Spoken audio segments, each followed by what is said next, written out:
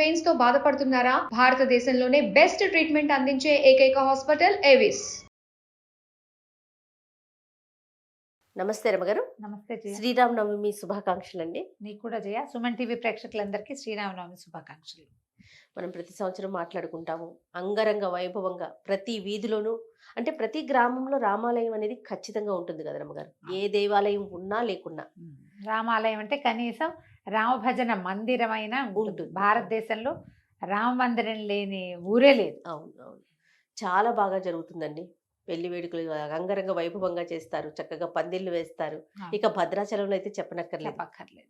ఎప్పుడైనా వెళ్ళారా రమ్మగారు కళ్యాణానికి? వెళ్ళలేదు జయ. చాలా చిన్నప్పటి నుంచి రేడియో కామెంటరీ వింటాం అలవాటు మాకు. నాకు 4-5 ఏళ్ళు ఊహ వచ్చి బాగా మాట్లాడడం వచ్చిన దగ్గర నుంచి మా ఇంట్లో పెద్ద రేడియో బల్ల, పెద్ద రేడియో దానికి ఏమిటో ఇలా యాంటెన్నాలు అవి కూడా ఉండేవి చిన్నప్పుడు. టీవీ కూడా యాంటెన్నాలు లేవు, అసలు యాంటెన్నాలు ఉండేవి, గందరగోళంగా ఉండేది. ప్లగ్ పెట్టడం బాగా వినేవాళ్ళ. మొత్తం రామాయణం పూర్తి కామెంటరీ. మధ్య మధ్యలో మా కజిన్ బ్రదర్స్ వాళ్ళు కూడా వెళ్తుండేవాళ్ళు. మా కాలేజీ విద్యార్థులు, మా దువ్వూరు తాతగారు, ఉషశ్రీ గారిది, అలా ఎంతమందిదో వింటుండేవాళ్ళం. కళ్యాణానికి మేము వెళ్ళింది లేదు, మా ఊళ్ళో కళ్యాణం చేసుకునేవాళ్ళం.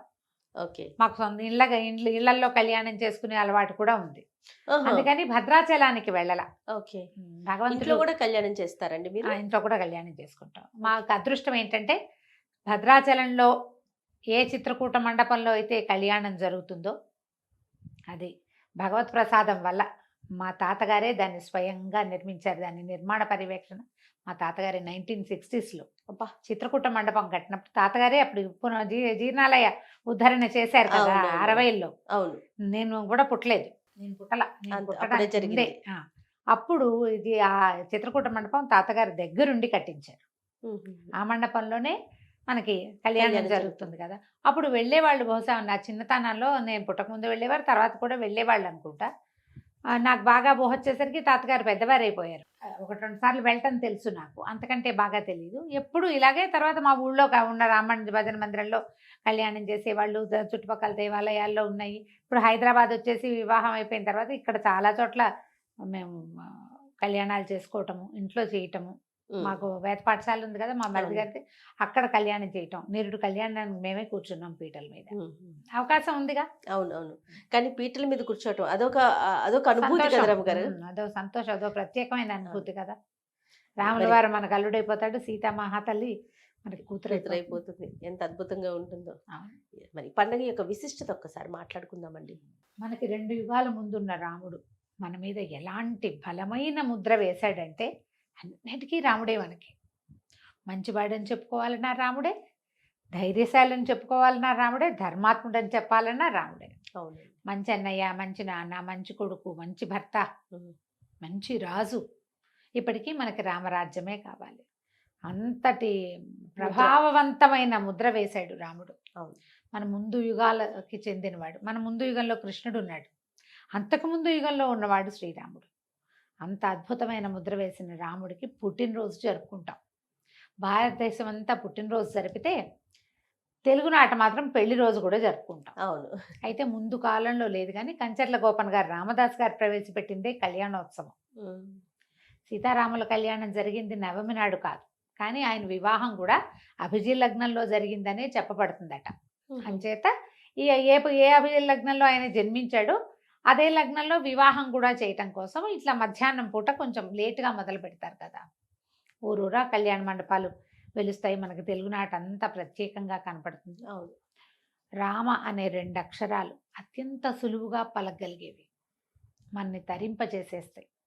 పెద్దదైన నారాయణ మంత్రాన్ని లేదా ఉపదేశం అవసరమైనటువంటి పంచాక్షరినో కాకుండా ఎవరైనా కేవలంగా రామనామం చేసుకో అని నేను నీకు చెప్పచ్చు. నేను అధికారిని చెప్పడానికి అధికారం నాకు లేకపోవచ్చు, పుచ్చుకునే అధికారం నీకు లేకపోవచ్చు. కానీ అయినా కూడా రామ మంత్రాన్ని ఎవరైనా ఎవరికైనా తేలికగా ఉపదేశించవచ్చు.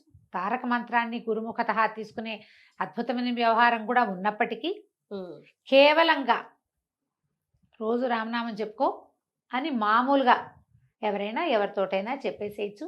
అది అంత అద్భుతమైన ఫలితాన్ని కూడా ఇస్తుంది. మామూలుగా మంత్రోపదేశం, మంత్రం అంటే అది చాలా ప్రభావవంతమైనది, బలమైనది, ప్రత్యేకమైనది. కొంత నియమం నిష్ఠ కావాల్సినవి, విధానము, గురువుకో విధానం, వారి విధానాన్ని మనం పాటించాలి, నియమాలు ఉంటాయి. ఆ నియమం లేకుండా మనని తరింపజేయటానికే రామనామం ఉంది, రాముడున్నాడు. బా అలాగే ఉంటాడు.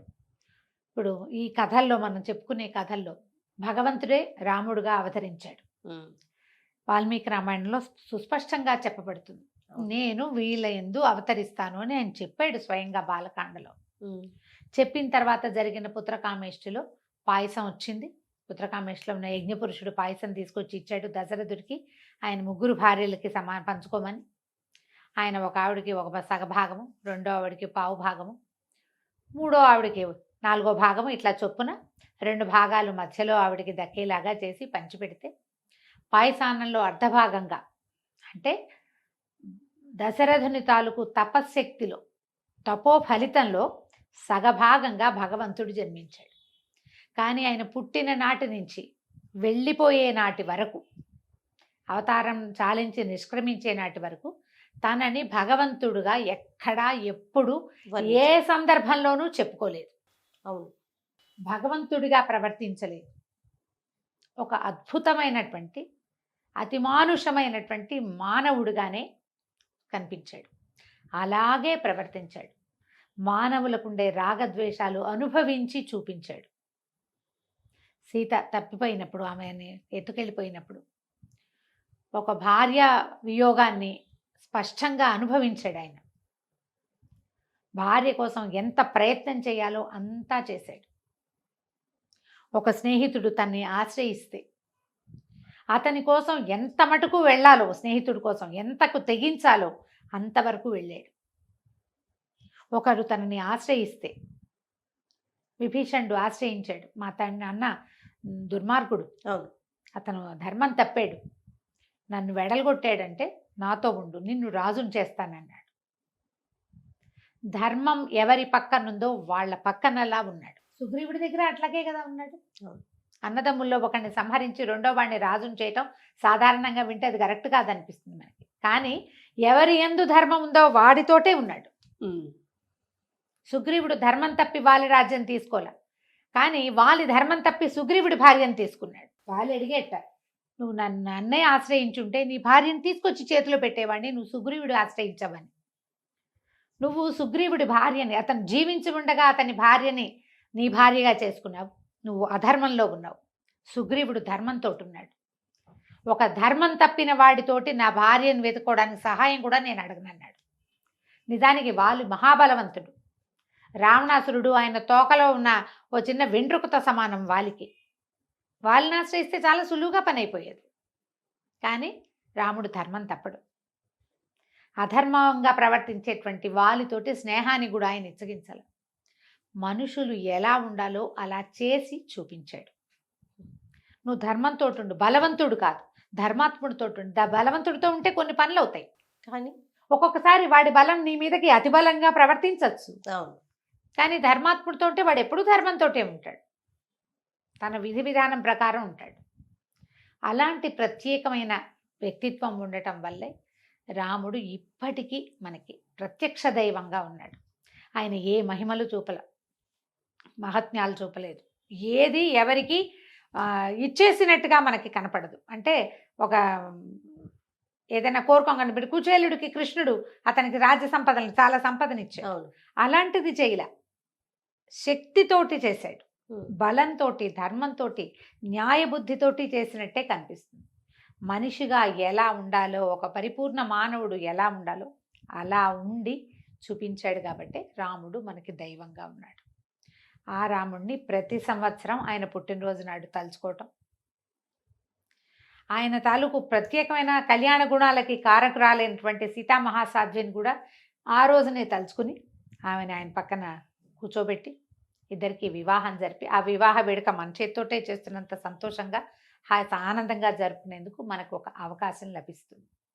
ప్రతి ఏటా చేస్తాం. మన పుట్టినరోజు జరుపుకున్నట్టే రాముల వారి పుట్టినరోజు, కృష్ణ పరమాత్మ పుట్టినరోజు కొంతమందే ఇష్టంగా చేస్తారు, కొంతమందికి అలవాటు ఉండదు. రాముల వారి పుట్టినరోజు అందరికీ పుట్టినరోజే, అందరూ చేసుకుంటారు. ఎందుకంటే ఆ రోజు కళ్యాణం కూడా చేస్తాం కాబట్టి, రాముడే మనకి ఆదర్శ పురుషుడు కాబట్టి అయితే ఈ రోజున మనం ఇంట్లో ఉదయకాలమే కాస్త ఇల్లు శుభ్రం చేసుకోవటం, మనకి చేతనైనంత పూజ చేసుకోవటం, రాముడిని తలుచుకోవచ్చు. రాముడికి సంబంధించిన ఎన్నో రకాల శ్లోకాలు, స్తోత్రాలు ఉన్నాయి. రామరక్షా స్తోత్రం అని, తర్వాత శ్రీరామ ఆపదుద్ధారక స్తోత్రం అని, రామ అష్టోత్తరాలు, ఇలా ఏవైనా 4 శ్లోకాలు చదువుకుని, రాముల వారి పట్టాభిషేకం లేని ఇల్లు ఉండదు. అందరి ఇళ్లలోనూ సీతారాముల పటం ఉంటుంది. పటానికి కొంచెం గంధం కుంకుమ అలంకరించి, పుష్పాలతో అలంకారం చేసి, ధూపము దీపము చూపించి, ఆ నైవేద్యం రాముడికి పెద్ద నైవేద్యాలు కూడా ఏం అక్కర్లేదు. సింపుల్గా అంత బెల్లం ముక్క, ఓ ఏలక్కాయ, ఒక 2 మిరియాలు తగిలిస్తే చాలు. కొద్దిగా పానకము, వడపప్పు నివేదన చేసుకుని రాముడిని తలుచుకోండి. మీ ఇంట్లో రామాయణం పుస్తకం కనుక ఉంటే 1 పేజీ మీ అవకాశాన్ని బట్టి చదువుకోండి. చాలామంది కొంటారు, ఏం చదవరు, పైన ఎక్కడో కనపడుతూ ఉంటుంది. వచ్చిన వాళ్ళు అబ్బో మీ ఇంట్లో రామాయణం ఉంది అంటే సంతోషంగా ఉంటుంది. కానీ దాన్ని మనం ఏం చెయ్యం కదా. పర్వదినం రోజున తప్పకుండా చదవగలిగితే ఎక్కువ చదవండి, లేకపోతే కొన్ని పేజీలైనా చదువుకోండి. చదవగలిగే వాళ్ళు ఉంటే కనుక సీతా కళ్యాణ ఘట్టం, పుత్రకామేష్టి ఘట్టం చదువుకోవచ్చు, సీతా కళ్యాణ ఘట్టం చదువుకోవచ్చు, అయోధ్యకాండ మొదటి 2 సర్గలు, రామగుణ వర్ణనం కావాలంటే అది చదువుకోవచ్చు. లేదా ఇవన్నీ కాదండి, చివరి సర్గ చదువుతామంటే పట్టాభిషేక సర్గ యుద్ధకాండ చివరిలో ఉంటుంది. ఏదైనా ఒక సర్గ చదువుకుని రాముల వారి పుట్టినరోజుని సంతోషంగా, ఆనందంగా, భక్తి తత్పరతతోటి జరుపుకుందాం. తప్పకుండా రమ్మగారు. నమస్తే. నమస్తే జయ. సుమన్ టీవీలో మీ పర్సనల్ అండ్ బిజినెస్ ప్రమోషన్స్ కోసం కింది నెంబర్కి కాంటాక్ట్ చేయండి.